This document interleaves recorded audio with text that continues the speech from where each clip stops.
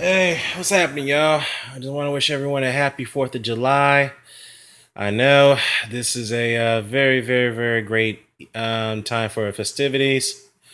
For those who don't like me out there, I may not like you, but it is what it is. But I don't wish bad upon you. I really wish you a safe and happy 4th of July and enjoy this festivities with your loved ones and your families. I really mean that. Now, there has been somewhat of an ongoing debate about who's the greatest of this era and who's the greatest of all time.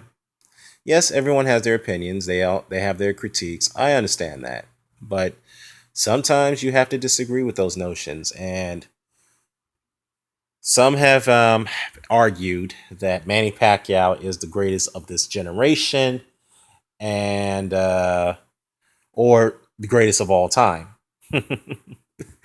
Okay, and those individuals who argue this case has failed to break down Manny Pacquiao's career in detail. They will only cherry pick certain forms of information, such as his wins against the likes of Morales, Barrera, Bradley, and Mosley, Cotto, you name it. Those are great fighters, whatnot. But and also they want to highlight the Fight of the Decade awards and the eight division title wins and so forth. Yeah, that is a very, very, very great accomplishment by Manny Pacquiao, becoming the only fighter to win 8 division titles and the only multi division champion to win 5 linear titles. That's great and all. But needless to say, it's about time we look deeper into that. And those individuals who points this out, they failed to break this down in full detail. So since they won't do it, I will. Now, this is not to undermine Manny Pacquiao's accomplishments. Oh, no, no, no. I only argue that I disagree with the notion that he's the greatest of this era, or greatest of all time, by that matter. And I've argued that Evander Holyfield should be the greatest of this era. At first, I initially stated that Bernard Hopkins is the greatest of this era, but given the circumstances and looking at back at Evander's career, I rate him higher than Bernard Hopkins as far as the greatest of this era. And here's why. And he should be rated the greatest of this era amongst the likes of Manny Pacquiao, obviously, Floyd Mayweather, and of course Bernard Hopkins. So here's my reasoning for this case. Now, as you can see, Evander Holyfield started had an entire amateur career of 164 wins with 10 defeats with 86 KOs.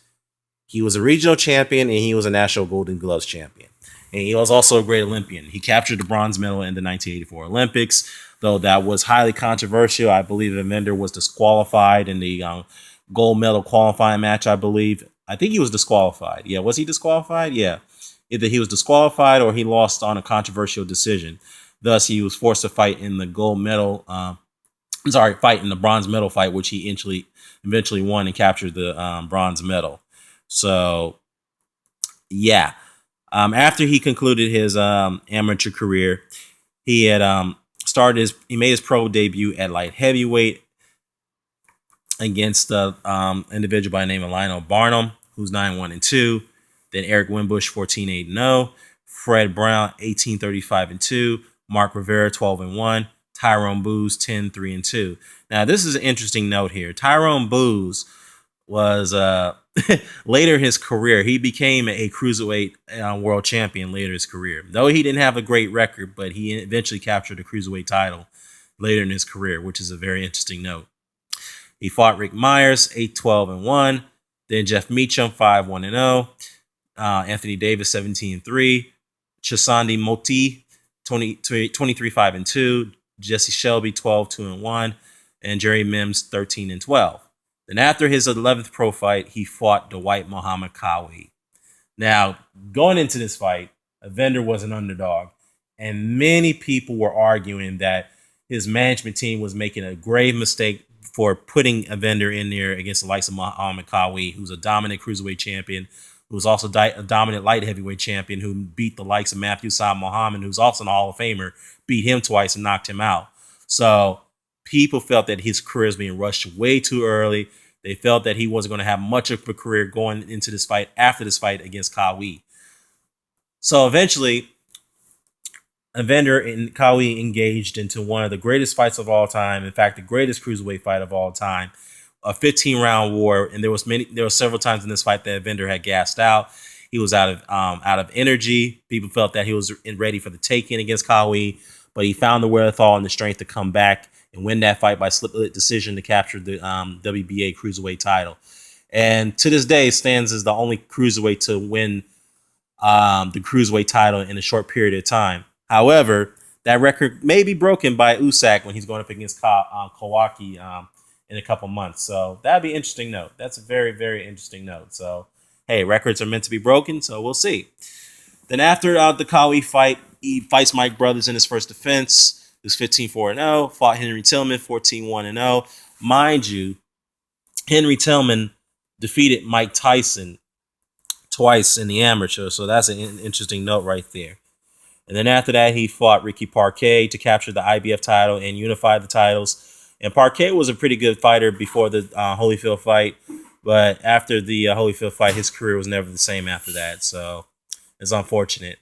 Then after the Parquet fight, he defended his unified titles against Ossie Okaso, who's a former world champion, who defeated Ernie Schaefers. Interesting enough. Now, if you guys don't know who Ernie Schaefers is, he's actually one of the best, hardest punching fighters of all time. If you don't ask me, ask Larry Holmes. All right. Then he rematched with Kawi, defeated him by TKO. And then he fought Carlos De Leon to capture the undisputed cruiserweight title. And Carlos De Leon was the first universally recognized linear cruiserweight champion. He was a 4-time champion who's had 10 successful title defenses. And it's mind-boggling that he's not in the Hall of Fame. So, but, it's nothing new. When fighters retire, I mean, it can take decades for some fighters to get admitted. So, eventually, I think he'll get in there. Then after the De Leon fight, he fights James Quick Tillis at heavyweight in his heavyweight debut.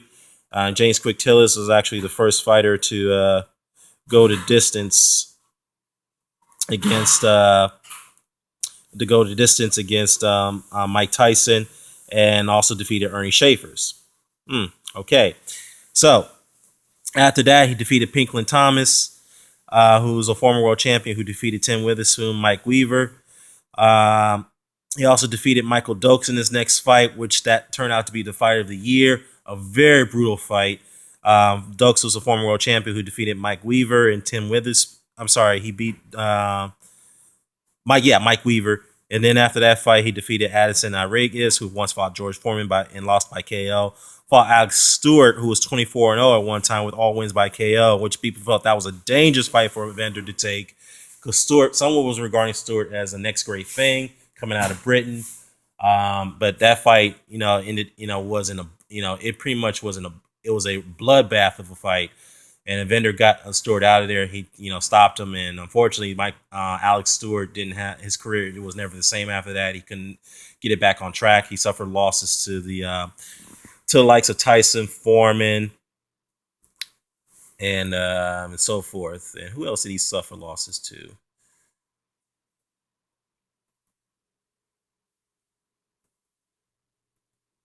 And more. Yeah. So after that, he defeated Seamus McDonald. Then after that, he defeated James Buster Douglas to capture the undisputed heavyweight title. Now, mind you, Holyfield only moved up at heavyweight just to chase one guy. We all know who that guy is, and that was Mike Tyson. Now, when Evander was moving up in the ranks of the heavyweights, a lot of people were accusing Tyson for being dismissive of Evander. They felt that he was ducking him. And Tyson was like, no. He dismissed those charges. He's like, that's not true. I don't duck anybody. I'll fight anybody. So the two camps decided to come together. They agreed that they were going to fight, and long as they get past their opponents. So Tyson had to get past Seamus McDonald. Evander had to get past Seamus McDonald, and Tyson had to get past Buster Douglas, which many people expected him to do, especially if you're the 42-1 betting favorite to win that fight. Unfortunately, Buster Douglas shocked the world. He became the undisputed heavyweight champion of the world as a 42-1 underdog. And mind you, Buster Douglas beat the likes of Oliver McCall, Craig Page, and Trevor Berbick, and of course Mike Tyson. Mind you, Oliver McCall is the first guy to knock out Lennox Lewis. So after the Tyson defeat, after he beat Tyson, that's when Buster Douglas stepped in to face Evander Holyfield, and Evander knocked him out to become the only fighter in history to capture the undisputed cruiserweight and heavyweight title. Then after that, he defended against George Foreman, which gauged the seventh round war, and one of the greatest rounds of all time. Foreman himself is a Hall of Famer and an undisputed champion who walked through Hall of Famers of Joe Frazier and Ken Norton. So that's an interesting note right there. And some will argue, then why are you giving him credit for the Foreman win? I was like, well, let me tell you why. Because Foreman, when Tommy Morrison fought George Foreman, all right, for the vacant WBO title, people gave Morrison all the credit in the world for defeating George Foreman. All the credit. So this particular George Foreman became a world champion 20 years later, who also defeated Michael Moore in his prime. The same Michael Moore who beat Evander Holyfield. So if Morrison's going to get credit for that, then why not Evander? So it is what it is. Then he defeated Burt Cooper in 7-round war. Then he defeated Larry Holmes as another Hall of Famer, who we all know Larry Holmes had a 7-year reign as world heavyweight champion, who defeated Ken Norton and Jerry Cooney in his time. And, this is Larry Holmes who came back later, who defeated Ray Mercer, who was in his prime. So what does that tell you? Okay. And then in his 29th pro fight, he enters the fight against Riddick Bowe. He lost that fight on a majority decision, I believe. And in this fight, there was one particular round, which is the 10th round, which is rated one of the greatest rounds of all time. And in this fight, before this fight, people viewed Evander as a paper champion. No one thought that he should be competing in that division. Especially, people were saying, well, you couldn't knock out Larry Holmes and George Foreman. I'm like, well, obviously, George Foreman, nobody was been able to knock out George Foreman. Only Muhammad Ali's been able to knock him out. And Larry Holmes, yes, after the Tyson fight, no one's been able to knock him down or put him down. So it is what it is. So in this particular fight, Evander fought courageously against a guy who's faster than him, who's powerful than him, who had that, who's stronger than him, who had the reach and the height advantage over him. And he took him to 12 rounds. And people gave Evander some little respect and credit for fighting this man, even though he lost. So sometimes you don't always have to win to get credit. Sometimes you have to lose a fight to get respect. So unfortunately for Evander, he had to lose this fight to get respect. Now, I'm not saying he did it on purposely, but he lost. His loss finally gave him respect that he was craving for a while. But it didn't stop there. He did get an immediate rematch with Riddick Bowe, and people felt that he wasn't going to win this fight, but he proved everyone wrong. He beat Bowe, becoming the only man to beat Bowe to capture the unified heavyweight title. We all know that Bowe was stripped of he actually gave up his WBC title to avoid the fight with Lennox Lewis. And then after that, he had fought Michael Moore in his prime, lost on decision. He was forced to retire due to serious heart conditions. Then he comes back a year later to fight Ray Mercer, beat him. And a lot of people felt that Evander was crazy to take this fight against a guy like Ray Mercer in his prime, who knocked out Tommy Morrison viciously, and some heavyweights even avoided. And some people accused Riddick Bowe for ducking Ray Mercer, interesting enough. All right, then he fought Bowe in the trilogy. He lost to Bowe in a valiant effort. So, he was stopped in that fight.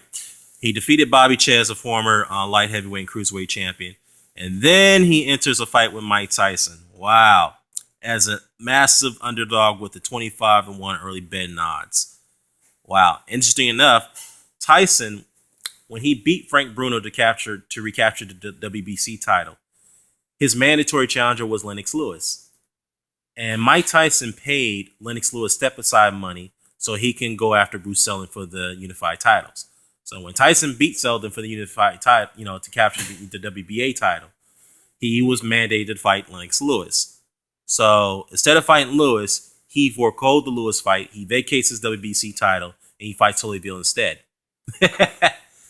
Yeah, interesting enough, he did. So many people like myself at that time thought Evander was not going to have a chance of the world to win this fight, especially coming off a layoff, having heart conditions, suffering a TKO loss to Riddick Bowe. So people felt that he didn't have a chance. If this fight took place 7 years earlier, then we could say this was a different story. But many people felt that he wasn't going to win this fight. But then again, he shocked the world. He proved everyone wrong.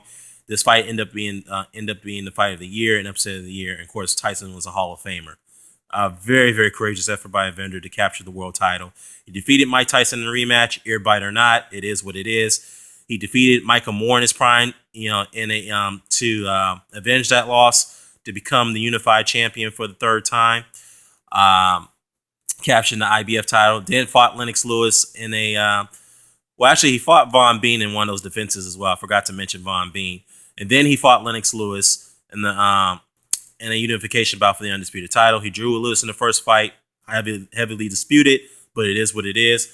But fought Lewis in an immediate rematch. He lost to Lewis in that rematch for the undisputed title. He went on to defeat John Ruiz to capture the WBA title, thus becoming the only fighter in history to become a 4-time heavyweight champion.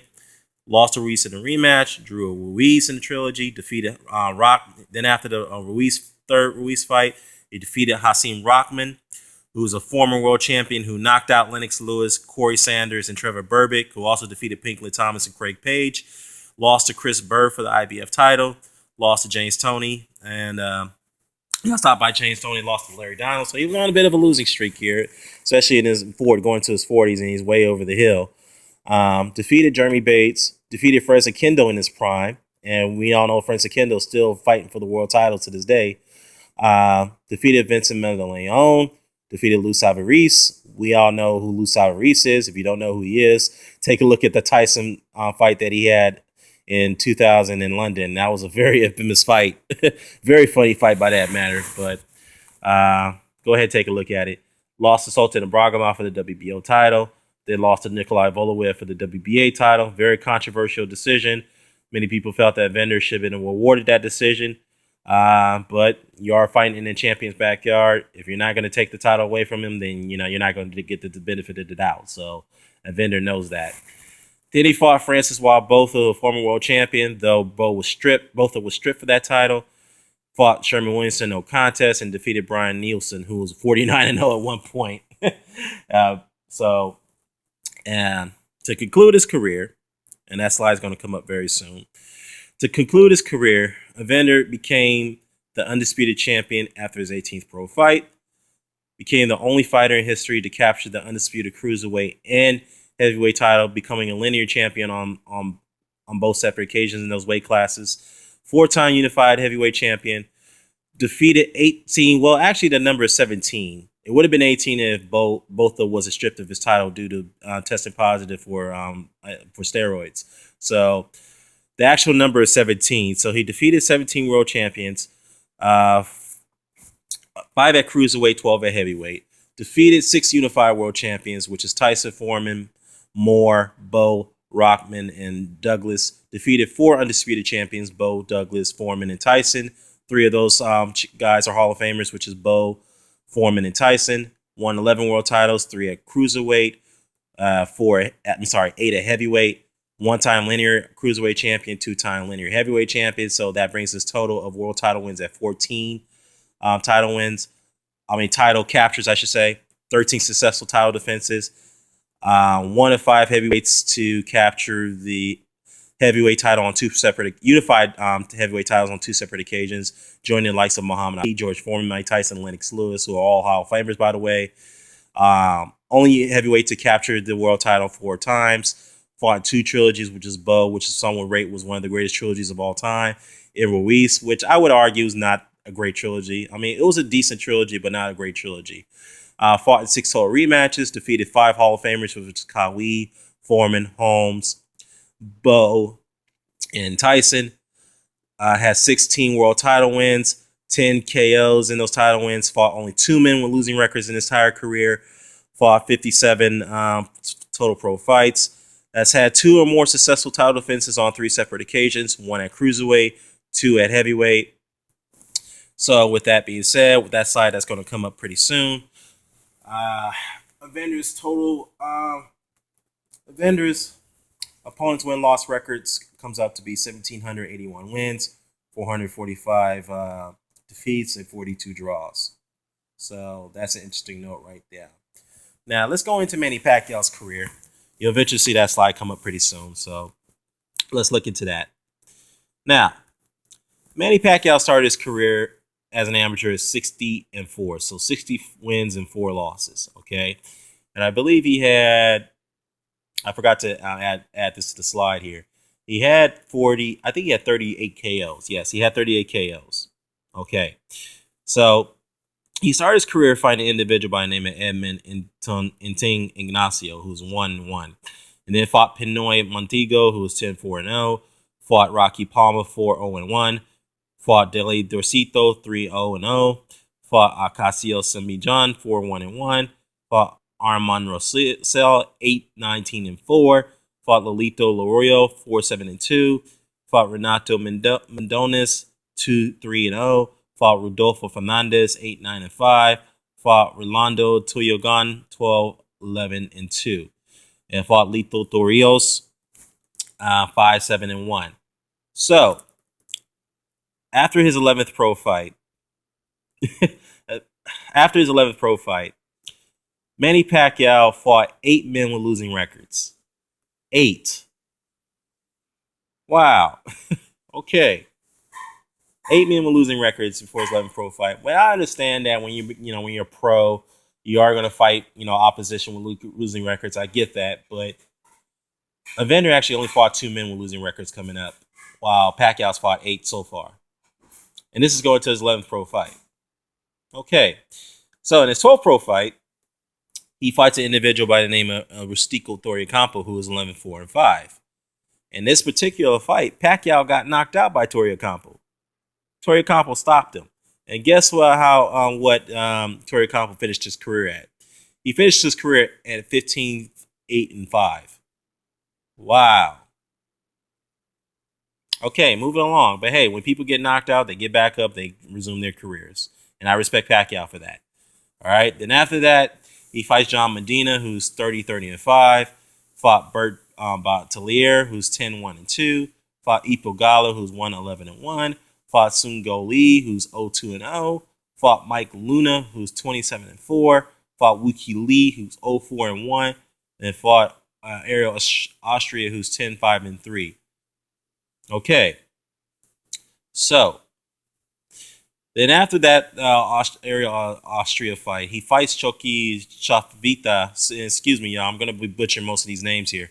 He fought him for the OPF flyweight regional title. So he beat him. Chokai was 34-2 when Pacquiao fought him.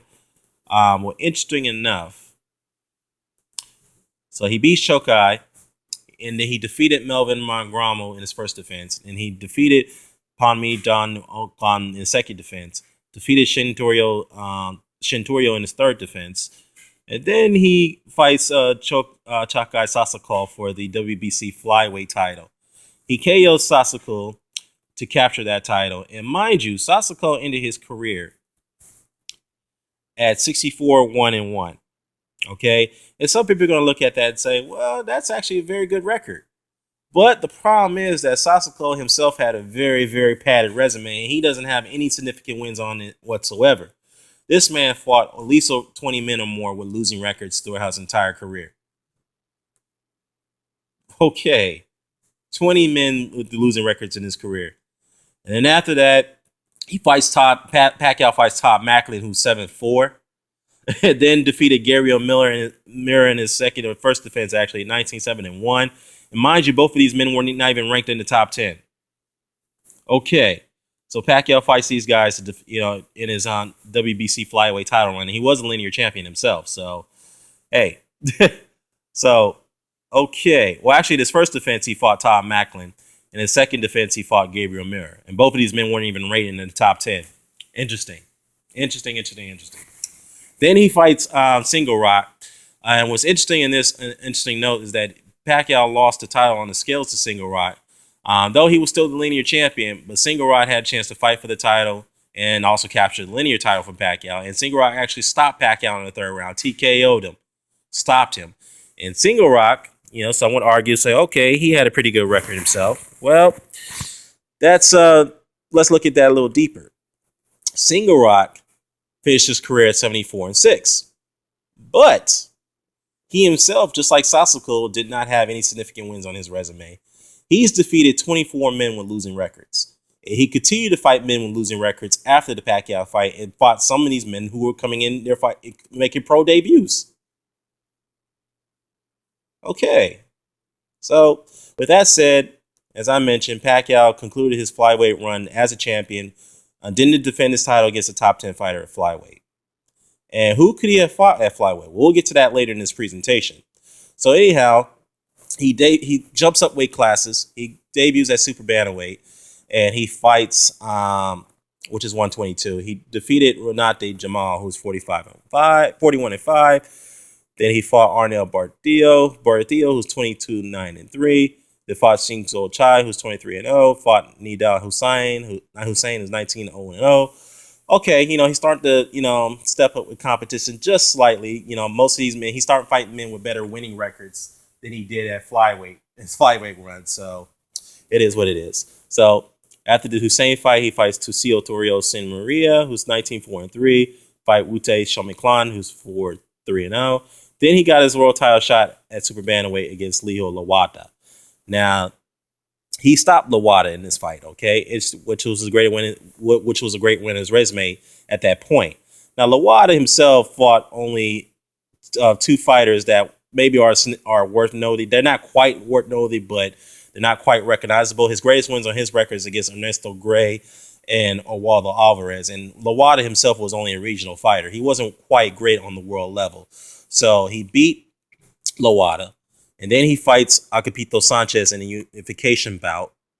And many people felt that Pacquiao was robbed from that fight. It resulted in a draw because Sanchez was fighting maliciously dirty in that fight, which I believe that Sanchez had been disqualified. All fairness to Pacquiao, I think Pacquiao should have won it, but unfortunately he was able to only get a draw. So that was his first attempt at a unification bout. So after the Sanchez fight, before his 36 pro fight, Pacquiao has only defeated 2 world champions. Wow. Only 2 world champions, and none of those guys are not even great fighters. So, it is what it is. Let's continue. So, he defeated Jorge Julio, who's a former world champion. He defeated Fabre Racam, so he started to take more defenses in the Philippines, regional defenses. And he defeated Sarsikan, Yasmin Betiev. And so with that said, he concluded his super bantamweight run at 4 successful title defenses. So he steps up in weight and fights Marco Antonio Barrera at featherweight. And many people felt that Pacquiao wasn't going to win this fight, and this is his 41st pro fight. Okay, Barrera, obviously had a great career, but obviously people, he was a favorite to win this fight by a 4-1 favorite because many people felt that Pacquiao was quite untested. Because he, like I said, if you look at his resume before fighting Barrera, he didn't really have a lot of great names. So he did prove everyone wrong. He did beat Barrera. He stopped him in this fight. But needless to say, some would argue that Barrera was way over the hill. This is a guy who went through wars with Eric Morales 3 times. He went through wars with Junior Jones, Kevin Kelly, and so forth. So, so some will argue that this Barrera was way over the hill. But, Pacquiao was an underdog, so you got to give him that victory. He did capture the featherweight, IBF featherweight title from him. So, the unification bout between Manny Pacquiao and Juan Manuel Marquez took place. And this was a great, great, great fight. And I recall in that first round, Marquez got knocked down 3 times in the first round. But he was able to battle back. And he was, able to fight that fight, able to take that fight to distance with a split decision draw. Some argue that Pacquiao should have been awarded that fight based off I think it was one of those knockdowns in the fight that the referee ruled it a slip or something like that. But, Pacquiao was robbed from that victory. I think he should have won that fight, to be honest with you, but it is what it is. Then he fights Fashawn, 3K battery, 2 weight classes later. Then fought Eric Morales, stepping up to super featherweight. And lost that fight. And then he fights Spectre Velasquez, who has no significant wins on his resume. Then fought Morales in a rematch. And then he fought Oscar Larios, which was 2 weight classes later. People felt that he should have fought Larios at super bantamweight. Obviously, people felt Pacquiao was ducking him. So it is what it is. And he fought Morales again in the 3rd fight. And then he fought Jorge Solas after the Morales fight. Who's he's not a world champion, never mind. So before I go further here, after he defeated Morales in the trilogy fight, Pacquiao only defeated 4 world champions going into his 48th pro fight. Only 4. None of them are Hall of Famers so far. Well, I'll give him, Morales and Barrera. They'll eventually get in. So, but as of right now, as it stands, they're not in the Hall of Fame yet. They haven't been admitted. So, Evander, on the other hand, has defeated 10 world champions. 3 of those guys are Hall of Famers. One of those guys was an undisputed champion going into his 29th pro fight. Wow. Okay, now let's proceed. So he defeated Jorge Salas. He defeated Marco Antonio Marco Antonio Barrera in a rematch. And this is for the linear super featherweight title. So when he beat Barrera for the linear super featherweight title, he had, let's see. No. That was not even for the linear title. I'm sorry. That wasn't for no title. I mean, it was only for the regional title. So he fought Marquez for the linear title at super featherweight. And some people felt that Marquez was robbed from this fight. And I thought it was a very close fight. It could have gone either way. I thought I edged it for Marquez, but it is what it is. So Pacquiao captured the linear super featherweight title, but never defended. He never defended that title. So he moves up to lightweight to fight David Diaz, who was not, some will argue, was not a great champion at that weight class. So he beats David Diaz in a very, very brutal, beating that David Diaz took from him. He won that fight by TKO to capture the WBC lightweight title. He never defended that title. So he moves up the weight to fight Oscar De La Hoya at welterweight. Oscar De La Hoya was the favorite to win this fight. But needless to say, this fight right here should be borderline as a catchweight fight. And the reason why I say that is because Oscar De La Hoya has not fought at welterweight for 8 years. 8 years, and he was fighting in the middleweight at one point and fought at most of the time at super welterweight, which is light middleweight. Okay, and a lot of people question why Oscar. I recall in an interview with ESPN that Oscar gave, and a lot of guys, I think who gave that interview? Was it Brian Kenny? But anyways, the interviewer was questioning De La Hoya, was wondering why did you agree to take this fight at a weight class that you haven't fought in so many years? And Oscar argued that, you know what, I'm not worried about it. I can make the weight. I'm in the best shape of my life, training for this fight, so forth. And Oscar was like, I'm not gonna be fazed by the weight drain. Well, apparently he was, because he took an IV after the weigh-in, and Freddie Roach could attest to that, so he can tell you that story. So anyhow, yeah, Pacquiao was an underdog in this fight. He gave De La Hoya a brutal beating, and thus that forced Oscar De La Hoya to retire. But yeah, so you could say it was a good win, but needless to say, we can't dismiss the fact that De La Hoya was weight drained going into this fight. So after that, he fights Ricky Hatton for the linear 140-pound title. He knocks out Hatton in the second round, a vicious knockout, but he never defended that title. All right, so he never defends the light welterweight title. He never defended the linear title. He never defended the super featherweight linear title. Interesting. And he never defended the lightweight title. So he never defended the lightweight title. He never defended the junior welterweight title, and he did defend the super featherweight title. Interesting. Okay, so he goes back up to welterweight. He fights Miguel Cotto at a catchweight for the WBO title. Okay, now correct me if I'm wrong, anyone. You guys can let me know in the comment section below. As I recall, Miguel Cotto had to agree to a same-day weigh-in, so he couldn't rehydrate after the weigh-in. So I could be wrong about that, but I recall in one interview, Miguel Cotto was struggling to make this catch weight. And Manny Pacquiao gave an interview with a Filipino TV outlet, and he said that, you know what, I understand Miguel Cotto's frustration of trying to make weight is a struggle. And he even admitted himself that I at one point was struggling to make 130, at one point, at 130 at one point. So I can understand what he's going through. And he's also said in that interview that this catchweight fight would be very crucial. It will determine how the catchweight would have effect on both of us. I'm like, well, that's kind of an odd remark to make right there. But yeah, that's interesting. So he defeats Miguel Cotto. And some would say Miguel Cotto was shot after the Margarito fight. But it is what it is.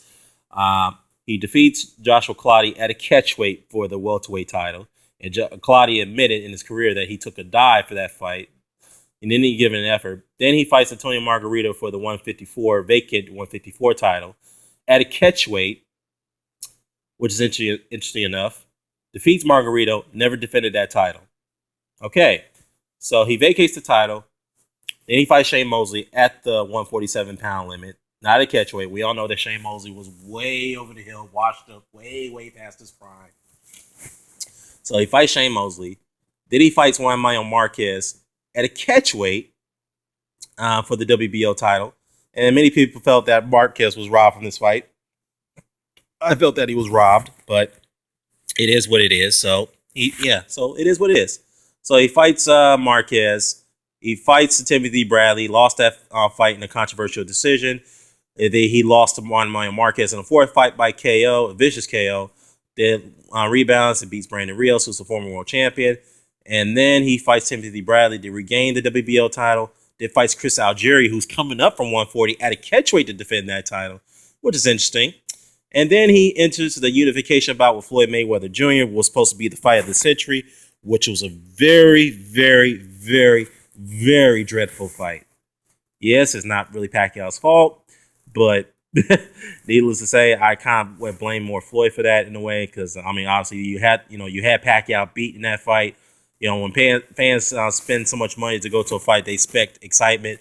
You're dominating your opponent, you need to get them out of there, and that's what Floyd Sr. was arguing with Floyd to do. And unfortunately, Floyd didn't do that. But needless to say, some of the Pacquiao fans that are arguing that Pacquiao won that fight, I suggest they look at that fight again. Pacquiao lost that fight. He clearly lost it. So it is what it is. So after almost a year layoff, he fights Timothy Bradley one last time, even though people felt that Terrence Crawford should have been more deserving in that fight. So he chose to fight Bradley instead. So he captures the linear title at welterweight, never defended to conclude his career. So his final career summary, as you guys already seen on the previous slides, I'll read it out to you while I catch up. He never became an amateur champion. He never became an Olympian, which pretty much he's aspiring to at one point to compete in this year's Olympics, though he's going to rescind that decision because now he's an elected senator in his home country of the Philippines, which is a great thing. He fought a total of 11 men with losing records, while Evander only fought 2. And Evander himself was an amateur champion, and Evander was an Olympian himself, a bronze medal Olympian. Captured only 7 world titles, captured 5 linear titles, which is a total of 12 world titles combined, while Evander had 14 world titles combined. Defeated 17 world champions in 8 weight classes, tying Evander Holyfield, who actually defeated 17 world champions in 2 weight classes. Has 15 wins in title fights, 9 by knockout, which Evander actually has more. Evander actually has 16 title wins and 10 by knockout. And unfortunately, Pacquiao was KO'd in 2 of those fights. So, yeah. Had 11 successful title defenses. Evander actually had 13. Defeated 1 Hall of Famer, Oscar De La Hoya. Failed to win a unification bout on 3 separate occasions. 1 against Sanchez, 1 against Marquez, and 1 against Mayweather. Never defeated an undisputed champion. I don't think he's fought an undisputed champion by that matter. Never defeated 8 unified champions, which he will get, which he has more than Holyfield, only by 2. He's defeated Hatton, Mosley, De La Hoya, Marquez, Margarito, Morales, Barrera, and Bradley. Never cleaned out a division, in other words, never dominated a division. Never became a unified champion in any weight classes. Obviously, never became an undisputed champion in any weight class. Never defended his title on 4 of the 8 weight classes he's competed in. I'm sorry, that's a typo there, y'all. It's actually 4, not 3. So if 4 of the weight classes he's competed in, he never defended his title. Had 3 trilogies, which was 2 of those 3 trilogies were great, which is Marquez and Morales. But Bradley wasn't a great trilogy. It was a pretty good trilogy, but not a great trilogy. 1 rematch with Barrera, so 4 total rematches. He's had 2 or more successful title defenses on 3 separate occasions. 1 at super featherweight, 1 at actually, you know what? He never defended that super featherweight title. So I have to take that back. So that's a typo there. So he's actually had 2 more successful title defenses on 2 separate occasions. 1 at welterweight. One at welterweight and 1 at flyweight. So there we go. Yeah, so that's a typo. Okay, but while he was at the lower weight classes, look who he didn't fight. He didn't fight Mark Tushar Johnson, who's a Hall of Famer. This was going back at the flyweights. Rosendo Alvarez, Irene Pacquiao, Leo Gomez, Hugo Soto, Jose Bonilla, Israel Garcia. Fought 3K Battery, Magon 3K Battery. Did fight him at that time in the lower weight classes. Chachai Khan, Sonishor Paulat, Alejandro Felix Montel, Jose Bonilla, Eric Morale, and Hade Todiga, and Jesus Kiki Rojas. But at super bantamweight, he did fight Johnny Tapia, Paul Ayala, who was a linear champion at that time, and Oscar Larios. He had to fight him 2 weight classes later. All right? But look who he avoided at lightweight. Edwin Villara, or never fought, I should say. Edwin Villara, which many people called on Pacquiao to fight that guy. Never fought him. Julio Diaz. I forgot to mention Juan Diaz. Nate Campbell, who was calling him out. And Joey Cosamayor. Now, junior welterweight. He never fought Devin Alexander. Never fought Lucas Batiste. Danny Garcia. Lamont Peterson. Kendall Holt. Amir Khan, and Marcos Maidana at that time. At welterweight. He didn't fight Kell Brook. He didn't fight Keith Thurman. And mind you, Keith Thurman actually was the mandatory challenger to that WBO title when Bradley held it. And then when Pacquiao won that title back from Bradley, the WBO, I think, was going to mandate that fight. For some odd reason, Pacquiao opted to fight Chris Algieri at catchweight at his first title defense. Thurman, for some reason, disappeared from the WBO ranking. So that's quite odd. But anyhow, he never fought him when Thurman was calling him out blatantly. Mir Khan and Errol Spence Jr. So he didn't fight none of those guys at welterweight. Needless to say, he won 5 world titles. He won 5 world title fights at catchweight. Marquez in the third fight, which that didn't make any sense. I don't know why he fought Marquez at the catchweight, though they fought at 2 weight classes before. That was at the full weight. Fought Algeria at a catchweight, that didn't make any sense. Fought Cotto at a catchweight where he couldn't rehydrate, which I believe. If I'm wrong about that, anyone, please let me know in the comment section. Fought Claudia at a catchweight and fought Margarito at a catchweight. Wow. 5 world title fights at catchweights. Okay. Fought 8. Well, actually, that was a typo there. I already mentioned that he fought 11 men with losing records. It's had 66 career pro fights. So with that said, he's opponent's win-loss record is 1,536 wins, 472 losses. Well, actually, that's a mistake here. His opponent actually has 222 fewer losses, so that's a typo there, and 54 draws. So, with that said, Evander's opponents' win-loss records had 256 more wins. However, Manny's opponents has fewer losses, and the reason being is because after his 36 pro fight, he started to fight men with better win-loss records. So, obviously, if he was continue to fight men with more losses, then yeah, that would that gap would have been a little bit closer. But it is what it is. And Vendors had 12 fewer opponents has 12 fewer draws than I got Floyd in. Why I mentioned Floyd? All right, then Manny's opponents. Typo there. All right, now I've laid out both their men's resumes. You can take a look at it, and you could come to your own conclusions here. For those who say that Pacquiao is the greatest of his era, if he's the greatest of his era, and he is an all-time great, no question about it, he is. But if he is the greatest of this era, if he's greater than Holyfield, then why didn't he fight all comers in his weight classes? Why didn't he fight the best? Always fight the best.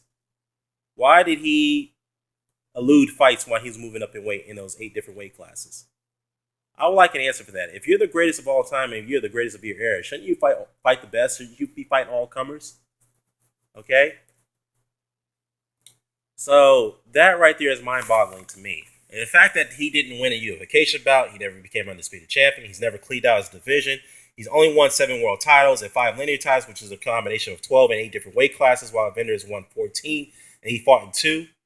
That's very significant to me. The fact that Evander actually cleaned out his division is more significant to me as well, and he's actually was an undisputed champion in 2 different weight classes. And some are going to argue, well, Pacquiao was fighter of the decade. Well, let me tell you something about that. For those who keep saying that being a fighter of the decade means that you're the best of your era. No, that's not necessarily true. Let me tell you something about that.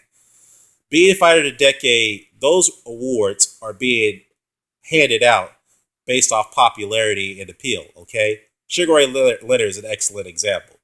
He won Fighter of the Decade award, right? After he beat Marvin Hagler, Roberto Duran, and Thomas Hearns. Those are great wins, no question about it. But Sugar Ray Leonard was a media darling. All right, he was always a media favorite. Okay, when fighters are getting the media attention, they're less subject to being ridiculed.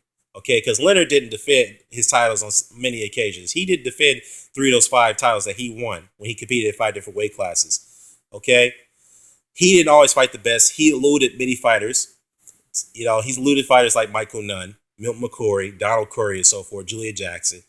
But he did always fight the best, but yet he was awarded Fighter of the Decade. Again, that was based off more popularity. Now, this also pertains to Pacquiao. He didn't always fight the best. There was many fights that he could fight. He didn't fight. He didn't fight those guys that I mentioned already. So, yeah, being the Fighter of the Decade, yeah, that right there does not prove that you're greater than any other fighter. That just proves that you're more popular than one fighter, in my opinion. While Evander, on the other hand, he's won many SP awards in his own right as well. But to me, I don't really count awards and recognitions like that as a fighter being great. Evander actually fought everyone. He fought everyone that was there to fight. He fought fights that people did think he was going to win. He was always outgunned. He was fighting guys that was outweighing him by the average of 30 pounds. He's fighting guys with 81 arm reaches, whatnot, guys who were taller than him, bigger than him, stronger than him, faster than him on many occasions. So this is a man who had to go through wars early in his career. While Pacquiao, some people are not going to like this when I say that. Based off his record, based off what I've laid out, he had a very managed career. Was fighting guys like Morales and Barrera, which were great fights. But he was rematching with those guys. Why was he constantly rematching with these guys when he wasn't getting these other guys like Nate Campbell, Edwin Valero, Oscar Larios at 2 other weight classes below at one point? Why was he fighting those guys at that point? Why didn't he fight Paulie Aliali or Johnny Tapia? Those guys were in their prime. Why was he fighting them Irene Pacquiao? Or Humberto Soto, who I forgot to mention, who was a hard-punching lightweight. And people were calling for that fight to be made. So, and the fact is, you won 5 world title fights at catchweight. To me, and you did defend your title, and he defended his title in 4 of those 8 weight classes that he competed in. Yes, Pacquiao had a better stretch of his career than Evander. Yes, he did. I'll give him credit for that. But, needless to say, to me, that's not enough to overcome the gap that to compare to Evander Holyfield, what he had to go through early in his career. So I'm going to say, well, he fought an overhill Tyson. Well, first of all, Tyson was a 25-1 favorite to win that fight. Tyson was more in his prime than Evander Holyfield. Evander Holyfield had to retire due to a serious heart condition. All right? This man was going through health issues, and he came back when people advised him not to continue his career. Manny Pacquiao's never been in a situation like that. I mean, yes, he was an underdog on some occasions, but again, has he been in a situation where he was forced to retire and then he had to come back and had to fight with a serious heart condition like Evander Holyfield? Go up against a guy, yes, he lost 4 years of his prime in prison, but he was still in better shape compared to Evander Holyfield. Evander ended up beating him. So, yeah, I mean, we can argue that back and forth, but based off his accolades and based off what Evander was able to accomplish in his career, Pacquiao wasn't able to do that. Yes, you could cite the 8 division champions stuff, blah, blah, blah. But imagine if Evander had to fight a heavyweight, a division where there's no catch weights, there's no rehydration clauses. You fight over 200 pounds. You have to fight men that's going to outweigh you by 59 pounds, like George Foreman, for example. Fight guys that's going to outweigh you by 40 pounds, like Riddick Bowe at one point. You're going to have to fight those guys. Unfortunately, Pacquiao didn't have to do that. He had the luxury of using catch weights against prime fighters. So it is what it is. Let me know what you think. Care to comment, share, subscribe, sign off. Peace.